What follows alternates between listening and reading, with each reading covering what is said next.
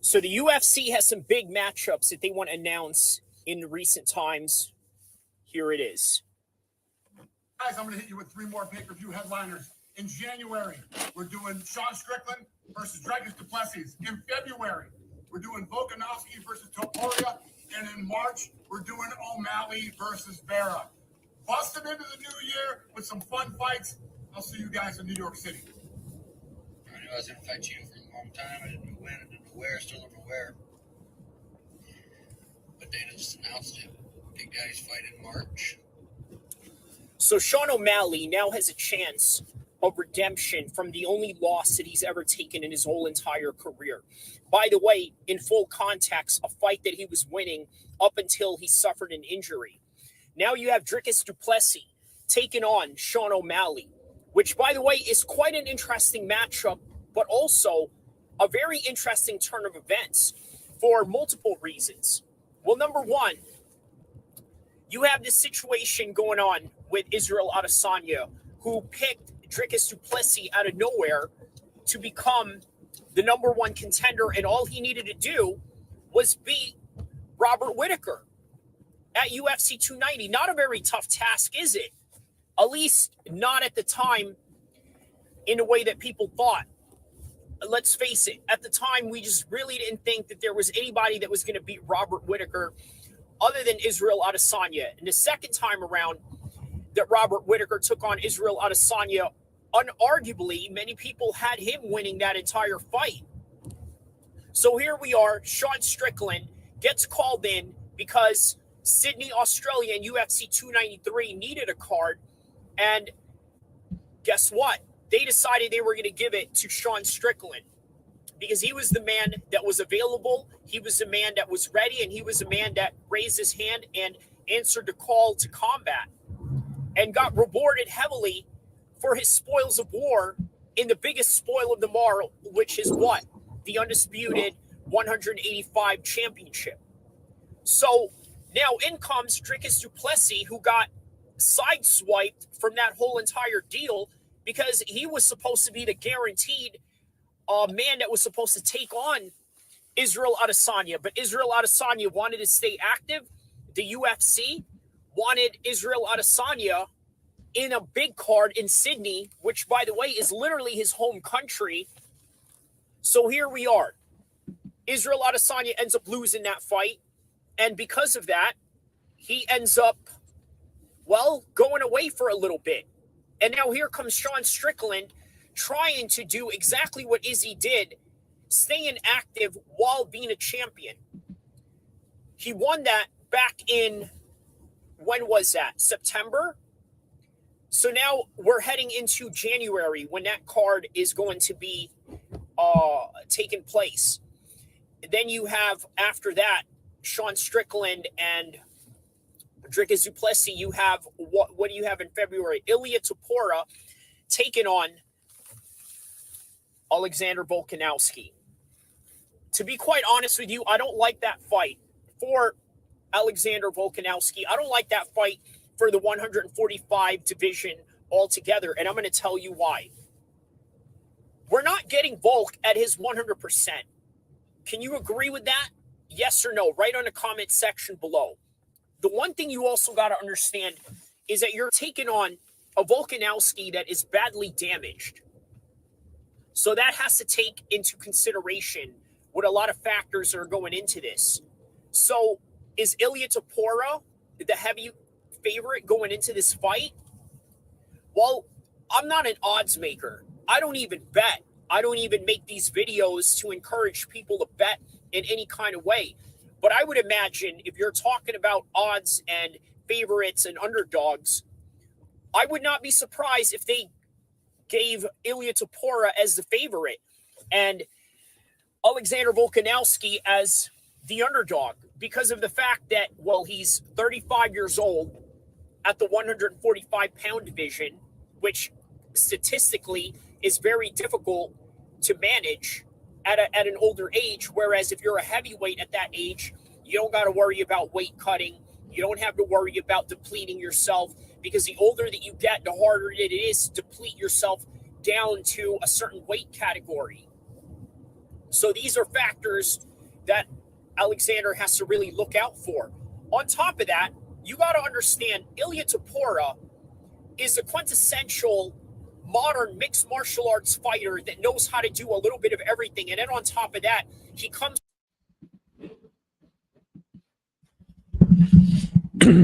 All right, mic check 1 2 1 2. So I am now live for covering UFC 295 this coming week. Now, what a great turn of events. First of all, we had John Jones taking on Stipe Miocic. John Jones gets an injury on his pectoral muscles, and then he decides, you know what? I got to pull out of this fight for my safety and perhaps maybe even his own reputation as being one of the greatest. Now, by the way, John Jones is not the kind of guy that would step in there with an injury, unlike Conor McGregor, unlike the likes of, let's say, Volkanovski or even Khamzat Chimaev. That's just not how he is. Different fighters will go about things differently. Sean O'Malley is in town for New York for the upcoming fight, and he went on Ariel Helwani's show. Ariel asked him, hey, would you do these types of things? Just walk in there and fight at a short notice. He said, no, I'm not going to do that because I'm a showman. I like to prepare. Not only that, I want to come in there in my absolute best and have no excuses. I'm paraphrasing, obviously, what he's saying, but something to that extent. Ariel asked this in regards to what had happened with Volkanovski and Kamaru Usman. Now, the other side of that argument is that, you know what? Not having a long training camp, you can just go in there and really focus in on your fight without really having to worry about the gap anxiety. And what do I mean by the gap anxiety? You got a fight coming out 3 months out. You're going to be thinking about that guy day and night. You're going to think about what type of nutrition you're going to need on a daily basis. You're going to think about your weight if you need to be on weight. You're going to think about the type of techniques that you're going to apply against this opponent. And then on top of that, you got to think about all the conditioning drills that you're going to do in order to get ready for a 15 to 25-minute matchup that you're going to be in. You have to make sure that you have all the tactics intact before you go into battle. So these are quite important. But not only that, it's anxiety driven. For a long time, you're going to deal with that as opposed to, hey, hop in next week. You know, you got a fight going on. Okay, boom. Says Tom Aspinall and Sergey Pavlovich. They're like, yeah, we're going to do it. We're going to do this, and we're going to take the risk. Now, that's the other school of thought about that. You got to always think about, there was Michael Bisping who came in at a short notice against Luke Rockhold while he was filming in Toronto, only to fly back to LA where he lives, where the fight was taking place in Anaheim, and then becomes the champion of the world. And didn't even realize it. He was already happy and satisfied with the fact that, you know what? I'm going to be a B-level, world-level UFC fighter with a good following. And not only that, movie deals. So I've made it. I don't need to really worry about anything else. This is the mindset of Michael Bisping. So he didn't really think about being a world champion, because I got to tell you, to a lot of guys that fight in that top tier level, you got to think it affects them just quite a little bit, because you're the baddest guy in your town. You're the baddest guy in your gym. You're the baddest guy maybe even in your country. Now you're going into a world level competition in the UFC in your weight class, and everybody is good. Everybody is great. And there can only be one champion. So somewhere down the line, you're just really distraught about the fact that you're not number one. Savachi Financial, shout outs to one of the biggest sponsors of this show and one of the biggest friends to the show, Savachi Financial, for all your financial needs and credit repair. Come check them out. So he says here, Ariel is a Zionist weasel. So that's an interesting comment. I'm going to tell you why. You know what? I thought about this and I started looking at the different patterns that was going on. So I noticed Mohammed Makayev mentioned something to the effect where he's not going to go into Ariel Hawani's podcast. And then you think about the past of all the different types of interactions that Ariel Hawani has had with team domination fighters, guys that are signed under Ali. It seemed that Ali prevented all these guys from, let's say, interviewing Ariel, not giving Ariel any shine of any degree, right? Because you got to think, what is the bloodline for Ariel Hawani's business? Well, it's talking to fighters. Now, look, here's the thing. There's many MMA content out there. You can literally just do this over your phone or maybe on your iPad or any type of device that you have. Talk about MMA, and guess what? If you have a good enough voice, if you have a good enough delivery, if you have a good enough knowledge, and if you have a good enough face or appearance to make these types of videos or make this kind of content, guess what? You're going to be successful. You don't need fighters to interview them in order for your channel to be big. But obviously, Ariel Hawani is an old school journalist. He has to talk to the fighters. He has to make it about everything other than himself, which, by the way, is classic journalism to every degree. But guess what? It shows that you really don't have all the talent in the world. You look at all the other fight content creators out there, like MMA Weasel. This guy, speaking of Weasel, yeah, the real Weasel of them all, but a Weasel in a good way. By the way, shout outs to MMA Weasel, our fellow Albanian brother. But yeah, the guy doesn't interview fighters. He's one of the top MMA content creators in the world. So he doesn't need to do any of that. But obviously, different strokes for different folks. There's different ways and styles of going about this. And one way is no better than the other. That's the best way to really put it. But nonetheless, Ali put a gag order on his guys to not talk to Ariel Hawani, right? And I mean, in reality, does Ariel Hawani really need fighters to be on his show to show that he is, let's say, a top journalist? I mean, that's for him to decide, right? But in my opinion, if you need fighters to up your MMA channel, I guess that just really tells you a lot about your talent or lack of. But nonetheless, again, different strokes for different folks. So the comment here reads, Ali's guys are Dana's Avengers.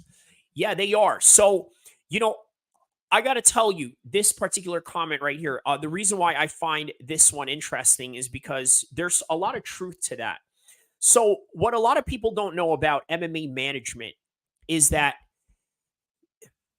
yes, in a way, they do play towards the promoters, meaning that they give the promoters the leverage in terms of, let's say, sometimes maybe undercutting the contracts to some of these fighters.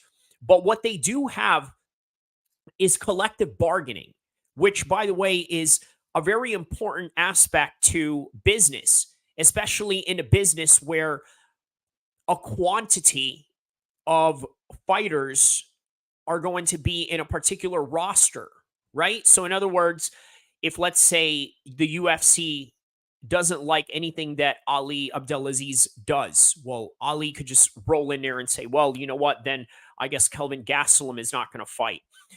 Same thing with one of Ali Abdelaziz's guys, which is Derek Brunson. You guys notice Derek Brunson, I believe, was supposed to be in this card, or I believe in the last Abu Dhabi card of UFC 294. Where is he at? Guess where Brunson is at? PFL. Because for whatever reason, the contract negotiations that he had with the UFC and re-signing with them just didn't come to fruition, or there was some sort of blockage or barrier there that just, well, it couldn't they couldn't go through with the finish line in the UFC side, but they went through with the finish line in the PFL side.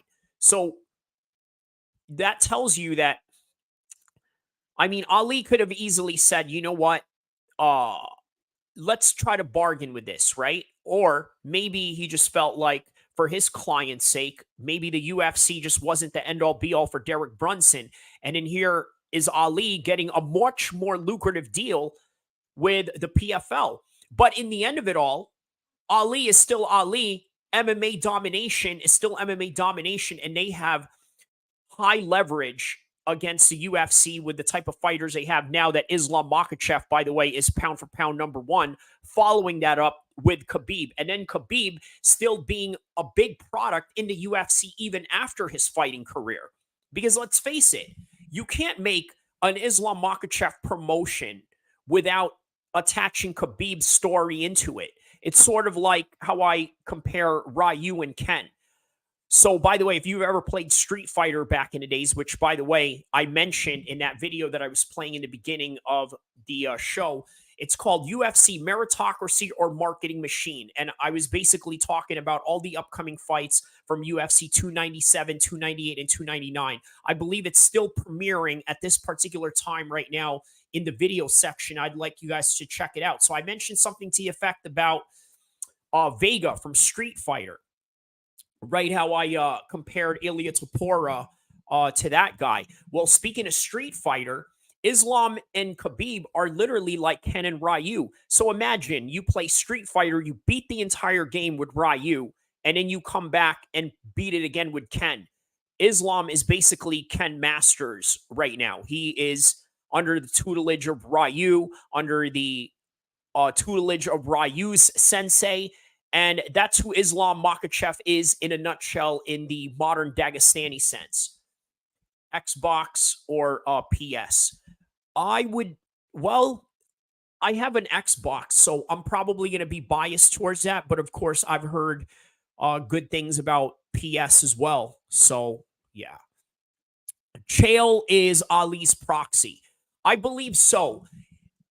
That's plausible. I'll give you a couple of reasons why. For one, Chael, if you notice, has a strong epiphany for the wrestling community, meaning he loves wrestlers from around the world. It's a universal language that he understands. And guess what the Dagestanis and the Russians are really good at?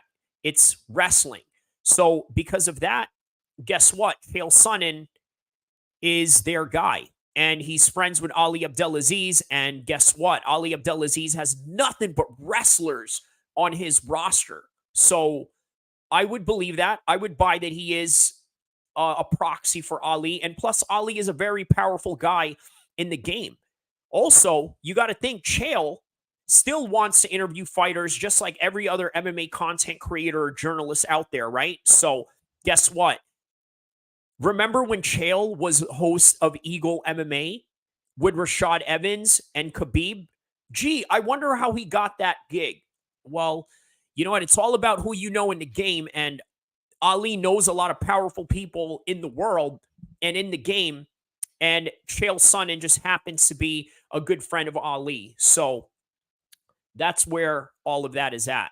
So on to the coverage with UFC 295. So as you guys know, the UFC has had some of the greatest fights in their history of their library in MSG, starting with Conor McGregor in 2016. And then after that, obviously, you've seen what happened with Conor McGregor. He went on to the Floyd fight. A year after that, they followed it up with GSP taking on Michael Bisping for the 185 championship after George St. Pierre dominated the 170-pound division for almost a decade within his run in that particular division until he retired after the Johnny Hendricks fight. And then only to come back and fight a one-eyed Michael Bisping, who I believe, I'm going to be honest with you, that was a fight that George St. Pierre took because he knew that he could win that. You guys ever seen Three Ninjas back in the days? So if you remember, the sensei or the grandpa who was the teacher and the sensei to those three brothers, his grandsons, He said to him, never enter a fight if you know that you can't win. Okay, so I think this is the same concept that is going on right now with George St. Pierre. He follows that concept. And by the way, George St. Pierre's martial arts background stems from a Japanese cultured samurai inspiration. So George St. Pierre is not going to go in a fight that he knows he can't win. He knew that he could beat Michael Bisping. He had the wrestling. He had the style. He knew or thought in his mind, like everybody else, that that Michael Bisping got lucky in the Luke Rockhold fight. Luke Rockhold was very sloppy. He was coming in there knowing that he fought a guy that he had already submitted. And here we are. George St. Pierre, in the second anniversary of the NYC UFC card, wins his second championship in a second division. And in the year after that, who was the headline? I believe it was Daniel Cormier taking on Derek Lewis. And that was right after Derek Lewis had that infamous fight with Volkov in the Conor McGregor Khabib card, in which he mentioned to the world, hey, my balls is hot. And then next thing you know, he becomes a big star. He gets Popeyes as a sponsorship and then gets choked out by DC. DC was like, man, you know what? You want me to go in there in a New York card and follow up UFC 229 and UFC 230 and follow that up? Yeah, sure. Easy work. DC went in there, slammed Derek Lewis to the ground, and submitted him like he was absolutely nothing. By the way, how about that fight with Derek Lewis and Almeida?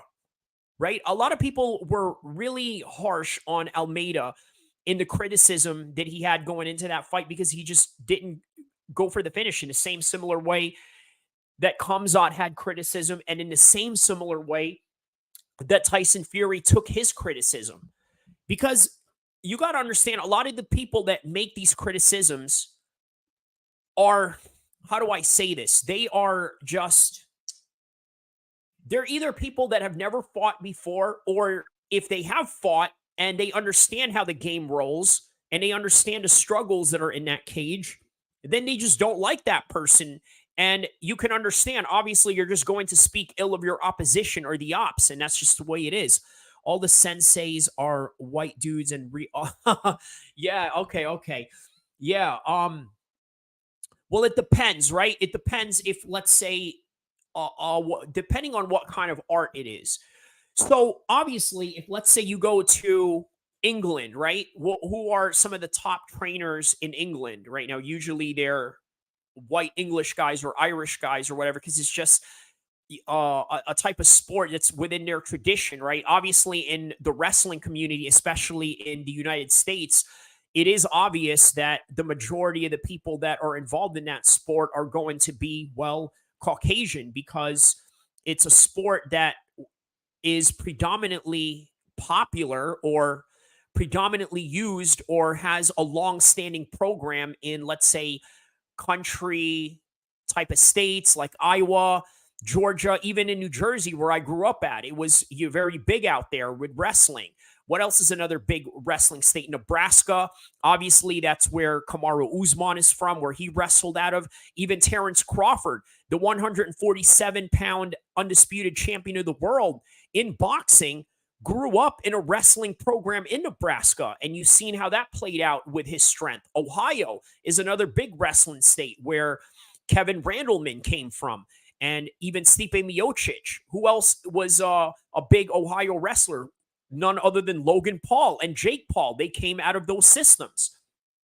So New Jersey is right up there too. Obviously, I'm going to be a little bit biased because I grew up in that part of the world. I wrestled in that part of the world during my middle school to high school days. So I sort of understand the wrestling programs that are involved in the world. So yeah, it just really depends. You look at in New Zealand, who is their top trainer? It's Eugene Berman, who is a person that is of indigenous Maori descent, or probably Samoan or Tongan or one of those Pacific Islanders. And guess what? It's a very big culture of kickboxing and Muay Thai in that part of the world. So Eugene Berman, being that he is of Maori, New Zealand, Australian descent, guess what? Guys like that are going to be the top trainers in that part of the world. Also, in boxing, if you really want high level boxing, you got to look at the African American trainers in the inner city, and guess who some of the most popular guys are in the world. And when it comes to people traveling around the world to come train with them on the boxing side, you got Derek James, who is the trainer of Errol Spence Jr., now the trainer of Anthony Joshua. And then Anthony Joshua obviously fired him. And then how about Bomac, the guy who just recently got out of jail? Because get this, I made a video about this, but I'm going to tell you guys, Bomac was in jail in Manchester for carrying guns in his private plane when he was cornering Chris Eubank Jr. And now he's released because there seems to have been some misunderstanding. Obviously, they understood that this man was not a threat to the state of Britain or its citizens or anything like that. So they let the guy go, but it was just sloppy on his part to, I guess, bring all his straps in a private plane. And he may have forgotten that he was not in a domestic flight because, well, let's just leave it at that. But shout out to Bomac. He's back out of jail and back in Nebraska once again. So yeah, that's the long-winded answer of why certain people who come from certain backgrounds are coaches of certain fighting disciplines. So what was the UFC card in 2019 and 2020? I believe the 2019 November card was Nate Diaz taking on Jorge Masvidal. Now, what's quite interesting about that particular card was obviously Donald Trump showed up in that card. And a lot of people from many reports that have gone on in that particular time of November 2019 were really pissed at the fact that, well, a lot of their phones got swiped clean just because of the fact that, well, how do I say this? Security measures from the Secret Service. And yeah, so I don't know if that's true or not. I don't know if that's fake news, but if anybody has any truth or any sort of, any sort of information on that, come forward and let's discuss it. So I'm going to continue on with the coverage of UFC 295 this week. We're going to go through the fights and the history, continue on with the history of the MSG New York cards that have gone on in Madison Square Garden ever since they were able to legalize MMA in New York. By the way, with the help of the likes of Longo, Serra, and Chris Weidman, and all the other New York fighters such as Aljo. But I'm going to continue to play that video that I had premiered earlier, and then I will be right back and continue on with this particular topic. From a very exotic place such as Spain, a place that, by the way, the UFC wants to get a hold of in a certain market in Europe. And then on top of that, it's a great way to promote Ilia Topuria as this Vega Street Fighter character. You guys remember Vega from Street Fighter. You can easily see how the UFC would market him as that, because if you ever played Street Fighter when you're a kid in the 90s, you realize that one of the biggest goals that Street Fighter was trying to create in their own world is a diverse group of characters and martial artists from around the world. And guess what? You have that with the UFC.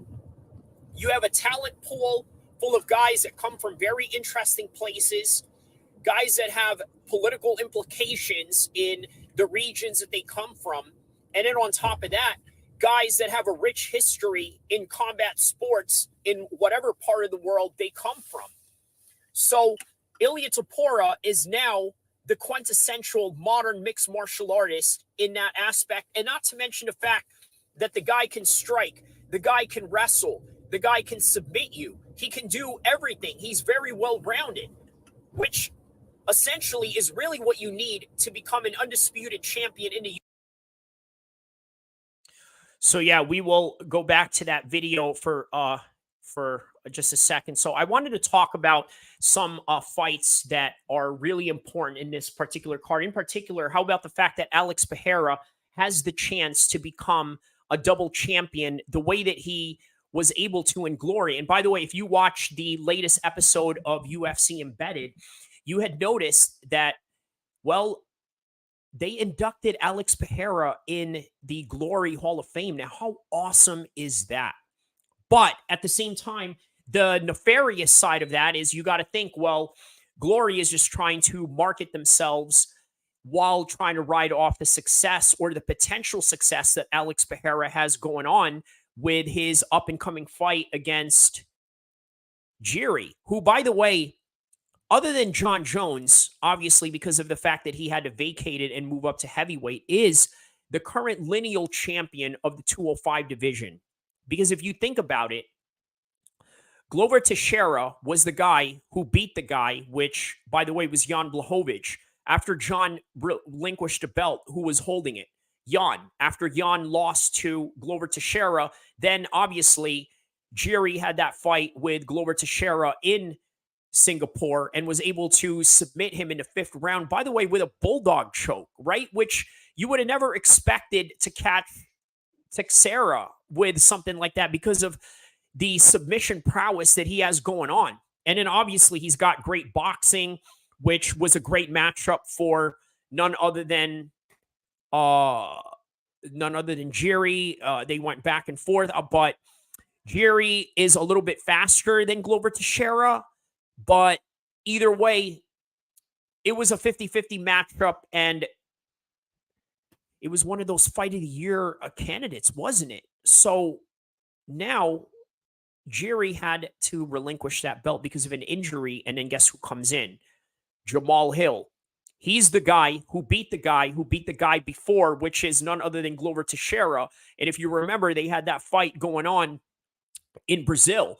So Jamal Hill wins that. He gets an injury, drops the belt because he wants to do, quote unquote, the honorable thing, which is what Jiri did as an example. Then he followed suit. Now here we are for a vacant 205 championship with an opportunity for Al-Kheer to cement himself as one of the greatest ever, which, by the way, just really goes into the same category as George St. Pierre and Conor McGregor, because guess what? George St. Pierre won his 2nd belt in this particular venue.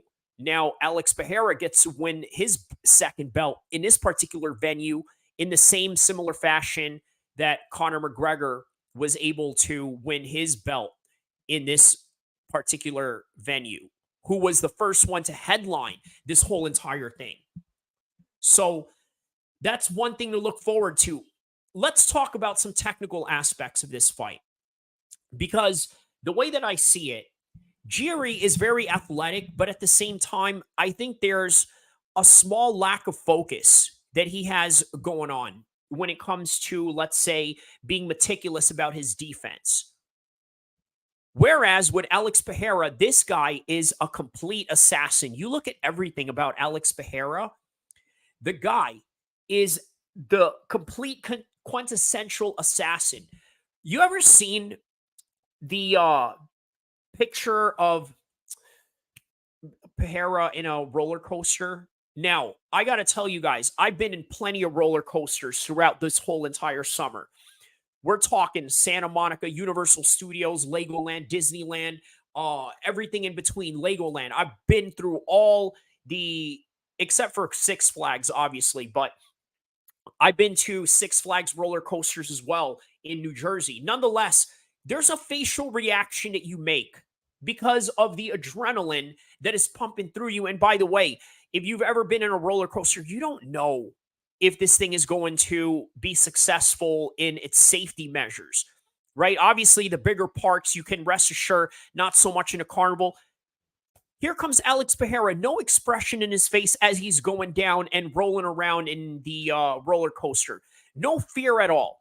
Now, can you imagine this guy has the same similar facial expression when he goes in there? This is the perfect facial expression that you need when you're going in there to kill or be killed. Alex is that guy. So that means it also translates into his fighting prowess, into his defensive technicalities that he's going to imply in this fight. meaning that he's not going to overextend. You're going to see him throw a lot of straight shots. And then while he's throwing all these straight shots, he's also going to wait for counter shots. And guess what? All throughout the career of Jiri Prochazka, the one thing that I've noticed about him is that he gets caught easily because he has his hands down. Now, he's fast. There's nothing wrong with that. He's very quick. But at the same time, you got to understand, when you're fighting a proficient striker like Alex Pereira, that could be a serious, serious problem. So, something to think about. I'll play more of this video, and then we will continue on with the rest of the card. Be very well-rounded, but even more well-rounded if you want to keep your title and defend it multiple times with the likes of George St. Pierre, Anderson Silva, John Jones still doing it in the current moment of time, and maybe even the likes of Dominic Cruz in his prime days. And then the list goes on. Now, Islam Makhachev is sort of following into that particular part of legacy and lineage of beating top names. And now, how about the fact that he is now the #1 pound-for-pound guy in the world? Which, by the way, you can call me a conspiracy theorist. Again, I'm willing to disclose it. It's only my opinion, and it's no hard evidence to say in this matter. But for entertainment's sake, I'm going to just say this. I think that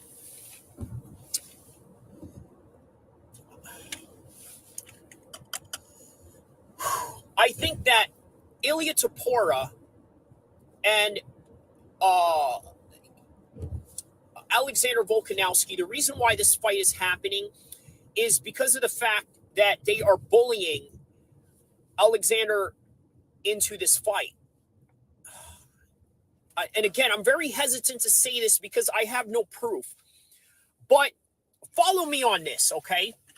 They take Alexander Volkanovski out of the #1 pound-for-pound ranking, and rightfully so, because guess what? He already lost twice to the guy that is currently holding the #1 pound-for-pound. Well, I don't know if you call it a title or ranking or whatever, but the #1 pound-for-pound guy right now is Islam. And they figured, you know what? How do we get Alexander to fight in a card that we need to fill up, especially with a championship fight that needs to be met in a certain time and date to be determined? So they decided, you know what? We're going to take you out of the #1 spot. We're going to put Islam in there, and we're going to motivate you to come back and try to fight for it again. And it's a genius move because guess what? You need to fill in these fights. You're not going to get Conor McGregor anytime soon. Maybe you will in the second part or the second quarter of 2024. But from the announcements that have been made, it doesn't seem like you're going to get him from the winter to springtime. Maybe even the summer, and maybe even the fall, and maybe even the latter stages of 2024 as the year closes on next year or so. So that's a possibility that's the reason why they took him out of the spot. But again, this is the reason why I'm very hesitant to say this, because it's a conspiracy theory. I don't have legitimate proof of the matter at hand, but at the same time, it's not like Islam didn't earn to have the #1 spot. And rightfully so, he earned to be the #1 pound-for-pound guy, because to be the man, you have to beat the man, and he did exactly that. So now moving on, what is the next fight after that? You have Ilya Topuria versus Alexander Volkanovski, and then you have Chito Vera taking on Sean O'Malley in March. Now, correct me if I'm wrong, but I believe they're trying to fill up a March card in Saudi Arabia. And I think that's going to be great for Sean O'Malley's brand if he was to win this fight. Imagine he wins the card of a Saudi pay-per-view opener. And then lo and behold, he beats the guy that really has a win over him, and it's the only guy that has a win over Sean O'Malley and avenges it in a great storyline. Or Chito Vera could very well be the dark horse of the 135 division that we've always known him to be and pulls off a Michael Bisping, Sean Strickland type of performance where he proves that he is the number one guy in that particular spot. So what else do we have? Obviously, Dricus du Plessis taking on Sean Strickland. That right there, I think it's great for the sport of MMA in a sense of the hardcore space to have that fight. Why? Because we have what you call a higher sense of meritocracy now in the game of MMA. Now, at first, we really didn't think that Dricus du Plessis deserved to even have a Robert Whittaker fight.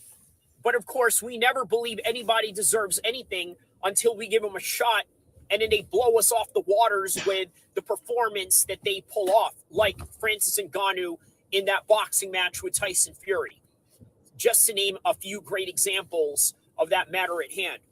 So now you have two guys that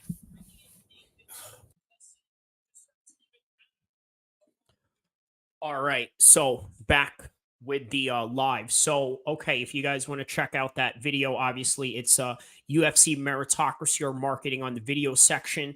But back to the entire card at hand, right? Here's another fight that I think is really interesting with Mackenzie Dern taking on Jessica Andrade. So obviously Mackenzie Dern is an up-and-coming prospect and trying to be a championship contender. Obviously, Jessica is a former champion, and to beat her, I think would solidify her spot in the upper echelons of the division.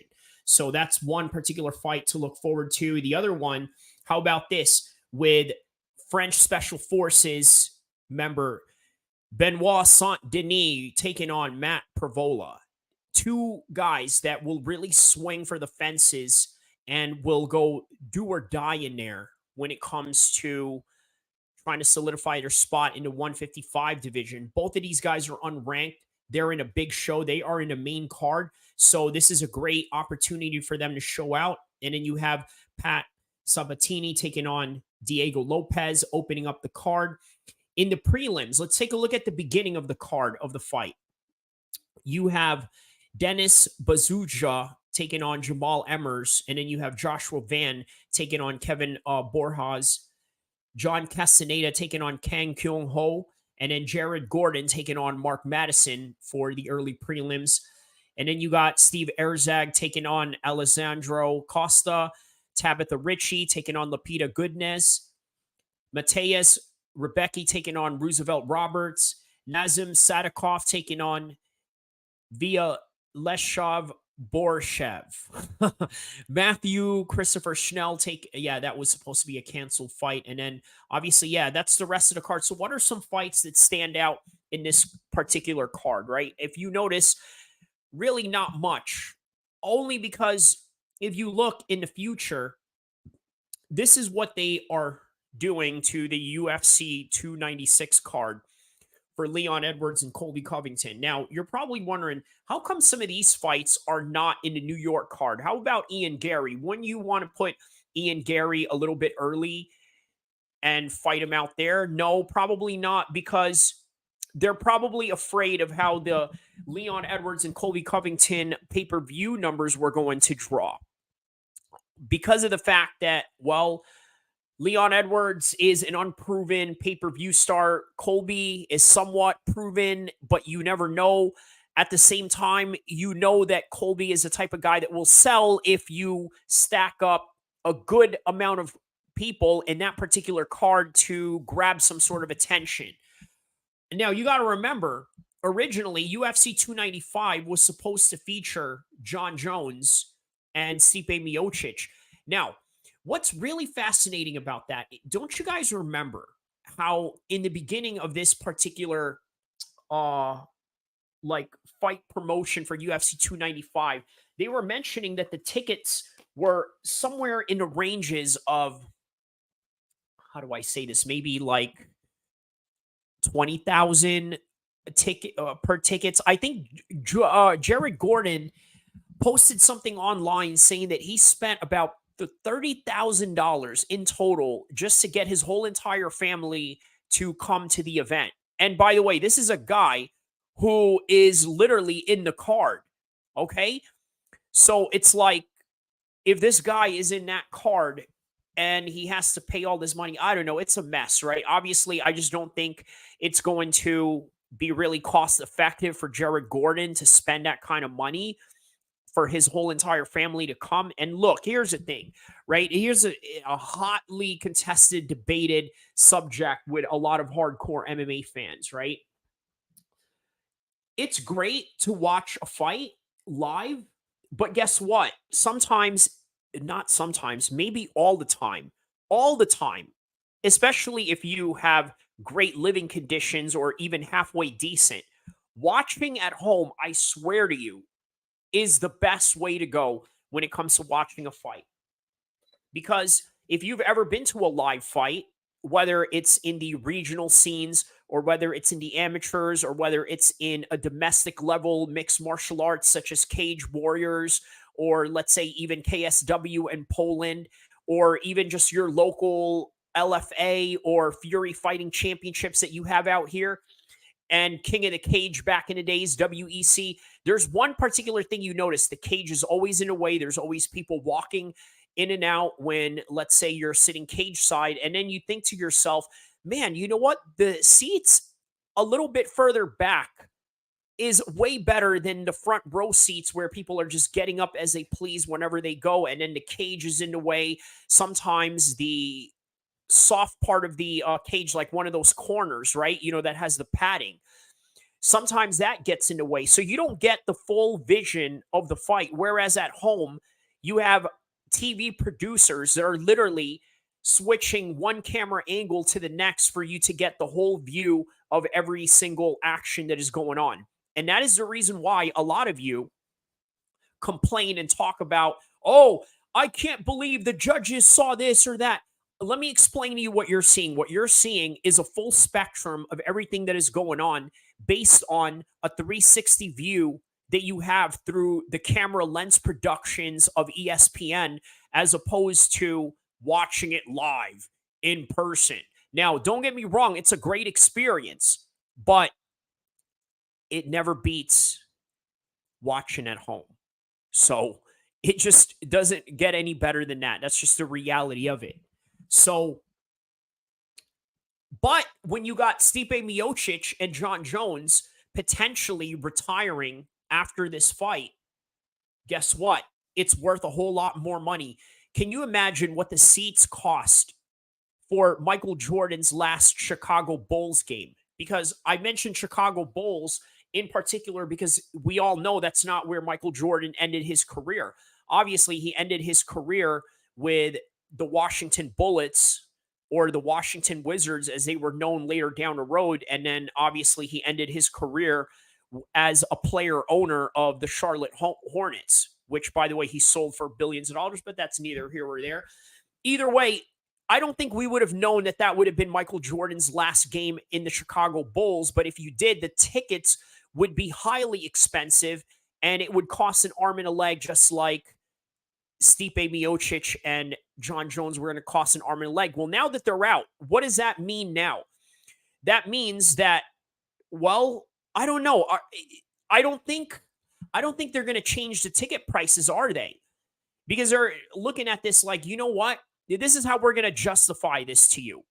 We're going to justify this by telling you that instead of getting John Jones and Stipe Miocic, two guys that are already getting old, we gave you a better fight with two lesser names, but two guys that unarguably are really going to dominate the heavyweight division.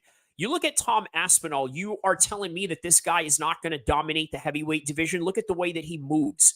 Look at the fact that he spars with Tyson Fury, another fast heavyweight. So that means when he goes and exchanges with other heavyweights out there, he's going to be 10 times faster than he ever will. And by the way, another thing that I mentioned about Tom Aspinall is that this guy is used to training with smaller guys.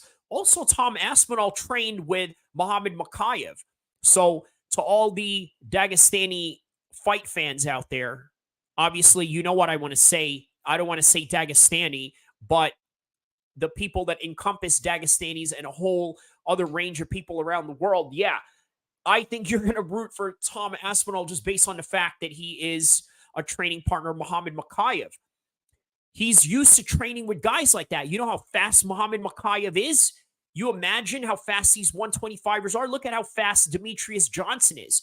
Obviously, Muhammad Mokaev is getting up there, but yeah, that's the kind of heavyweight that you're dealing with. So new breed of heavyweights. And then look at Sergey. He's another Francis Ngannou as in a Russian version, right? So still developing skills all around. He's got great, strong striking, great power, but we still need to see a little bit more grappling on his side. And obviously he's Russian, so maybe he has that in his back pocket, but it just seems that he is way stronger in his knockout power more than anything.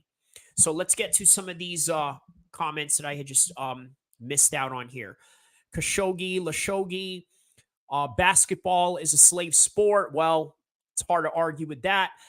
And Gino Alpha here says, I won't be excited for 300 if Jones versus Stipe is the main event. Geezers in the garden, no thank you. Geezers in the garden, no thank you. Yeah, as you guys know, geezer in the UK means just like saying dude, or, you know, look at homie, or look at that geezer. Or, but obviously in the American slang setting, geezer is exactly what it means, or what we think it means. It's an older person, which is what they are. They are two older guys. And what you have in the garden in this coming week is what? You got guys that are really in their prime. And by the way, potentially a strong threat to John Jones as two stunning heavyweights in Pavlovich and Tom Aspinall. For one, let's analyze this, right? Why I say this. Tom Aspinall is fast and he's big. Can you name me the time that John Jones had some serious problems? Dominic Reyes, was that a problem? Yeah, it was. What was his problem? Too fast and then big. Okay. Who was the other problem? Gustafson. Was he big also? Oh, what do you know? I'm starting to notice a pattern here. Great movements. Yup. Oh, so John Jones has problems with big guys that can move. Tom Aspinall, can he move? Yes, he can. Tom Aspinall, is he fast? Oh, yes, he is. So is he going to be a problem for John Jones? 1,000% he's going to be a problem for John Jones. And then Gino Alpha here says, Gus Reyes Belfort, that's all that comes to mind. Belfort, yes. I'm glad you mentioned Belfort. He almost ripped John Jones's arm off. But obviously John Jones came and persevered through it because John Jones has 9 lives. And then he says here, Aspinall, 6'5", twitch, grappling, ace. That's a real match we want to see. Well, if only Aspinall can get through Sergey this week. And by the way, check out my prediction video that I had made on that on the video section. If you guys want to see what I had thought about the Aspinall versus Sergey. By the way, that particular prediction will shock you. The prediction that I have for this fight will shock you. Now, I will say in speculation, without really revealing too much of what I said in the prediction, I will say that this is going to be a tough matchup for both of them. But at the same time, I could also see Sergey possibly knocking out Tom Aspinall. Now, is that my official prediction? Come find out. I'm going to tell you right now, that's not my official prediction. But yeah, we're going to go through this and I'm going to explain to you some things. I just think that right now, Tom Aspinall is the much more technical fighter. What is Savachi Financial here said? Jones isn't a true heavyweight. That's also very true. You know who else isn't a true heavyweight? Jailton Almeida. Now, one can argue that if you're not a real heavyweight, you're going to have a little bit of some problems taking on bigger guys. Anybody here who's ever sparred with bigger guys, now, for me, I've fought as low as 155, both in MMA and in Muay Thai, right? But I'm at most maybe 5'11", 6 feet. So I've sparred with some bigger guys before, and I can tell you there's some problems that you're going to deal with, especially if at the time when I was just at 155, it was a serious problem sparring with guys that were, let's say, 185, 205, and maybe even in the heavyweights. It was just hard to move them around. Very, very difficult. Whereas if, let's say, I was to spar with a smaller 155 or somebody that was like, let's say, 5'7", 5'8", oh my goodness, it's jabs all day. And then on top of that, if they're a little bit light in the ASS, as John Jones likes to call, who did he say that to, where he says, yeah, you're light? Oh, I think he said that about Izzy, right? Yeah, if you're light in the ass or something like that. But yeah, it's a lot easier to throw guys like that around. Now, Usyk, you've seen his heavyweight debut against, I believe, Derek Chisora. He had some serious problems in there with a real legitimate heavyweight for one of his first heavyweight fights before he won the title against Anthony Joshua.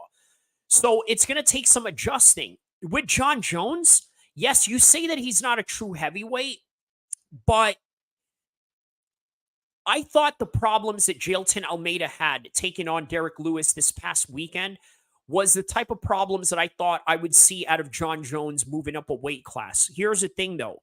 He really developed his body into a heavyweight. He is really a legitimate heavyweight. Now, you could argue that he put on the wrong type of weight because he has a little bit of fat in his body, other than, like, I guess, trying to look like Arnold or Francis Ngannou, which is out of his body disposition. But either way, he didn't struggle with Cyril Gane, and I think the weight had a lot to do with it. Now, look, I can tell you, those same guys, those same bigger guys that I've sparred before, when I put on a little bit of weight, let's say I'm not in my fight weight, I'm in my normal weight, which can range around from 180, 190 to 200. Okay, at my biggest, man, let me tell you, it feels a whole lot easier taking on guys like that because you just have the weight to be able to push them around, especially into grappling ranges. So Gino Alpha here says, well, Randy, Daniel, Rutan, Nogueira, all could have or made light heavyweight. Jones is so good and rangy. He's got that insane reach and a good frame. I wouldn't say he's not a true heavyweight. Yeah, if anything, John Jones was a wannabe light heavyweight, suppressing his weight, starving himself that whole entire time when in reality he was a real big guy. You got to remember, man, John Jones was in there with the likes of Shane Carwin, Brendan Schaub, when Brendan Schaub was in his prime. Those were the days when Brendan Schaub knocked out Crow Cop, when he fought Roy Nelson, when he fought Matt Mitrione. Who else was in there with John Jones? Frank Mir was in there with John Jones. Who else was in the training room with John Jones? Alistair Overeem was in there with John Jones. And guess what? Now, I get that a lot of guys, and I'm talking about the real guys, right? The ones that live with the martial arts code of honor to some extent. Those guys will tell you that John Jones was kicking every single one of their butts in that gym while he was the light heavyweight champion of the world, smashing all of them in the gym. He didn't put on that weight when he was doing that. He was probably a whole lot faster. So, again, that's why it's really exciting to see a John Jones fight right now, right? Which is really sad that he wasn't able to make this particular card simply because of the fact that, well, he had this injury, and now we really don't get to see the true evolution of John Jones and where he could go from here. Like, how can he deal with, let's say, the adversity of Francis Ngannou in the later rounds? Because now we've seen the boxing match with Fury. Man, Francis Ngannou definitely has a good enough cardio to last 30 minutes. Obviously, we've seen him do 5-round fights, so he knows how to fight out in the distance and go all the way. So it would have been really interesting to see how John Jones would have challenged himself in that particular stratosphere. How about Stipe Miocic, in all honesty, we would have probably been very disappointed with this fight because my prediction on that whole entire thing is the simple fact that I really could see John Jones finishing Stipe in the first round, maybe with some kind of front kick or head kick or barrage of punches from a ground and pound position, or maybe even pound him out to the ground first and then catch him with a rear naked choke. It would have been an absolute squash match of a thing. It won't even come close at all. But we never know. However, I just think that there's plenty of challenges out there for the heavyweight division in John Jones. I just don't think that it was Cyril Gahn, nor would I think it would have been Stipe. Francis would have been a good matchup considering the fact of his durability and his adaptability to be able to go in there with the world's best boxer and look like the way that he did. So how much more is he not able to do that in his own sport of mixed martial arts that he's been perfecting for the last couple of years since he's entered the sport? So again, a lot of questions with John Jones. And obviously these two heavyweights that we have, it's quite a treat because somewhere down the line, this is where these guys are going to meet in terms of the winner of Pavlovich and Aspinall. They're destined to fight John Jones. That is, if John Jones doesn't retire after this injury. Look, here's another thing I think a lot of people don't talk about that I think is really important that we should talk about right now. John Jones could easily retire from now till the time that, let's say, either Tom Aspinall or Sergey is the interim champion within 3 months after this fight happens, right? John Jones could just out of nowhere say, you know what, guys? I did it all already. I climbed the mountain. I had great title defenses. Sure, I didn't get any title defenses in the heavyweight division, but neither did George St. Pierre when he won the 185 championship in New York in the same venue, in the same theme that we're talking about with this particular content with MSG UFC. So, yeah, he could just ride off into the sunset, and guess what? His whole entire legacy would still be intact. John Jones still has money in the bank. And by the way, speaking of John Jones and some issues that he has going on with his family, I don't follow football, obviously, but his brother plays for the Raiders, which is quite interesting because obviously the UFC is in Vegas, and I don't know if there's any strong correlation to that, or maybe he could get some sort of free training session at the PI Center. I don't know, but obviously Chandler Jones has some issues with mental health, and once again, I mean, it's just everything that everybody always talks about right now. I don't want to diminish anybody, but obviously, if you're a professional athlete making millions of dollars like Chandler Jones, right? And then your brother is the baddest man in the world, and then your older brother, who's older than all of y'all, was a former Super Bowl champion, it's hard to feel sorry for a guy like that. Really, really difficult for you to feel sorry for a guy like that. But you do because you're told that that's what you should do. But also at the same time, if you're a decent human being, you got to understand, hey, you know what? Maybe there is something towards this guy that we don't know anything about. But from face value alone, you're just looking at this as like, well, you're a superstar. You make millions of dollars. And then all these other things that I just mentioned about how great his brothers are. And then you got people around the world that are suffering. Obviously, you have the situation going on in Gaza where people don't have any electricity, no water or food or anything like that. So how can you compare, quote unquote, mental health crisis to a guy like that? Again, it's all relative. Sure, someone like Chandler Jones is not going through a war zone or part of a war-torn nation where he can't find food or electricity. But nonetheless, it's still, hey, everyone's problems is their own, right? So, but either way, I didn't want to get on a tangent with that. I meant to just stay on a topic of whether John Jones is going to retire or not. And there's a great chance that he just might if this injury is bad enough. Now, let's talk about the prediction of what would happen later down the road when it comes to that, right? So here's the thing about it. I can see a scenario Okay. Where, hold on a second.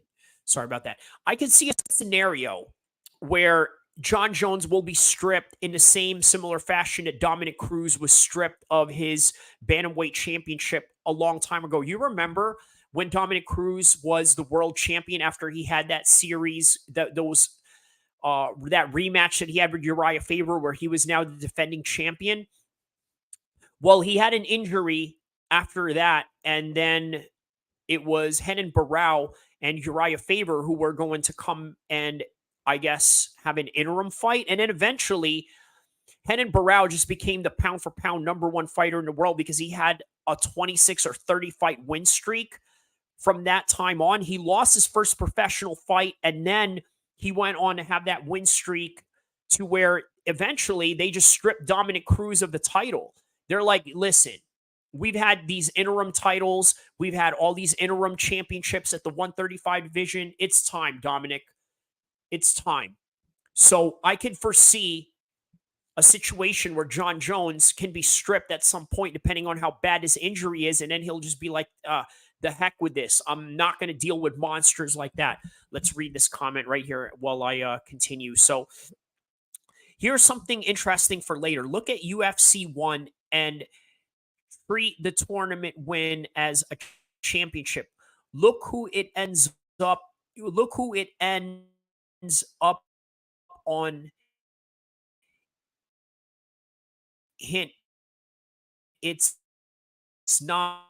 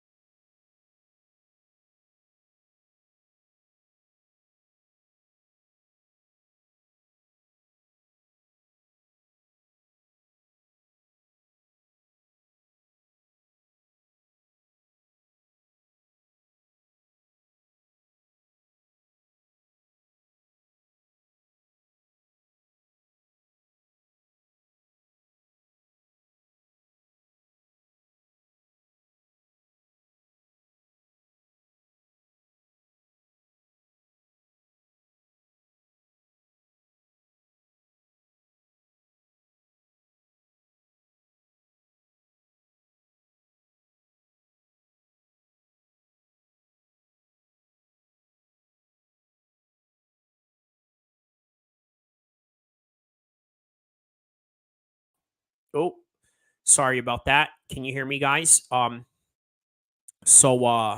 think we are right back on. Sorry about that. Okay, so before we had left, we were basically talking about John Jones and how do I say this? How he is basically the quintessential well-rounded mixed martial artist.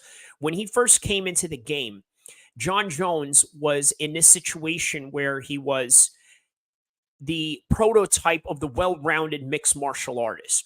He was tall, rangy, was built like a professional striker, somewhat of a Muay Thai fighter, but also had a wrestling background, which was deadly of a combination. And then his jiu-jitsu game was just ever evolving from training with the likes of Greg Jackson and whatnot.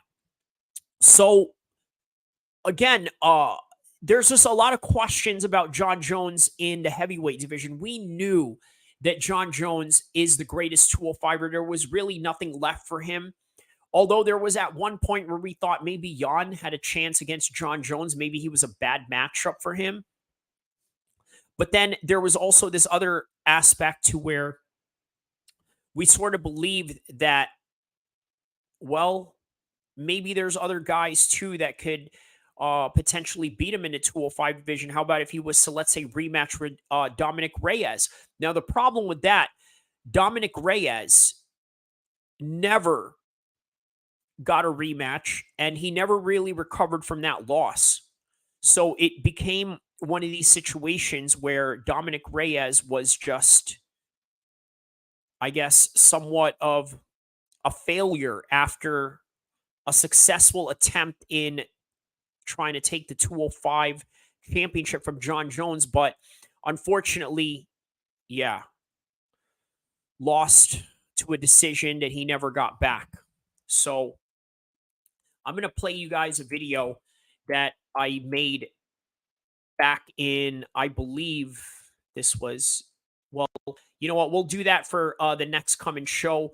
But for now, let's continue on more with this particular card, right? And what are some interesting matchups here? I think we've already gone through all the matchups with this card, but let's talk about what would happen after this fight when we have a clear winner in the interim championship. Now, interim titles are never that clear, right? And as I was mentioning, I don't know if this had picked up before I had left the stream, before it crashed, as my buddy here, Gino, had just mentioned a stream crashed about a couple of minutes ago, and then we were just back up. I remember mentioning something about Dominic Cruz when he had his injury during his 135-pound undisputed championship run.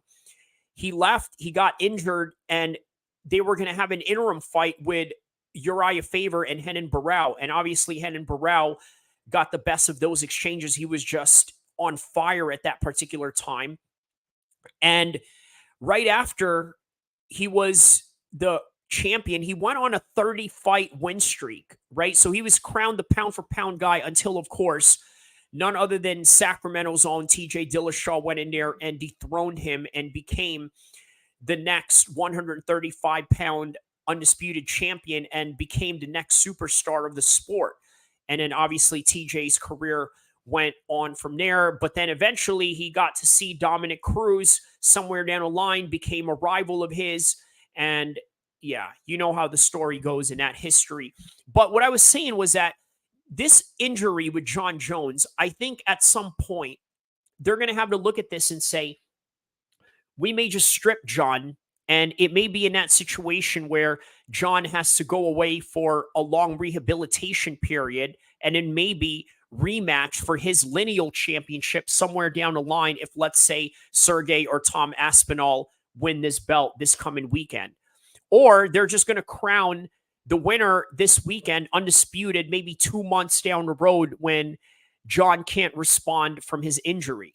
So those are some matters to look at in this particular aspect. So once again, I'm going to close it off from there. I think we've gone on a little bit with everything that we needed to go on with UFC 295 coming this weekend. Again, don't forget to like and subscribe. And I will be coming out with more content during the week. And inshallah, I'll see you guys when we enjoy the fights together.